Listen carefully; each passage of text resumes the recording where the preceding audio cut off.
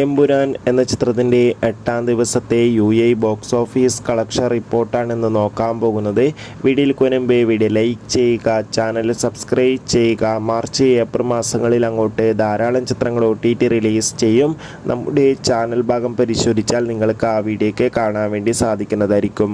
മോഹൻലാൽ, പൃഥ്വിരാജ്, മഞ്ജു വാര്യർ, ടൊവിനോ തോമസ് എന്നൊക്കെ പ്രധാന കഥാപാത്രങ്ങളായ ചിത്രമായിരുന്നു എമ്പുരാൻ. ചിത്രത്തിന് ഇപ്പോഴും നല്ല മികച്ച പോസിറ്റീവ് റെസ്പോൺസാണ് പുറത്തുകൊണ്ടിരിക്കുന്നത്.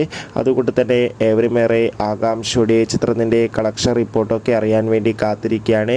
8-ാം ദിവസമായി ഇന്ന് UAE മികച്ച ബുക്കിംഗ് നടക്കുന്നതുകൊണ്ട് തന്നെ 2 കോടിക്ക് അടുത്ത് വരെ എന്നും കളക്ഷൻ നേടിയെടുക്കാൻ വേണ്ടി സാധിക്കുമെന്ന് ട്രാക്കിംഗ് റിപ്പോർട്ടുകൾ സൂചിപ്പിക്കുകയാണ്.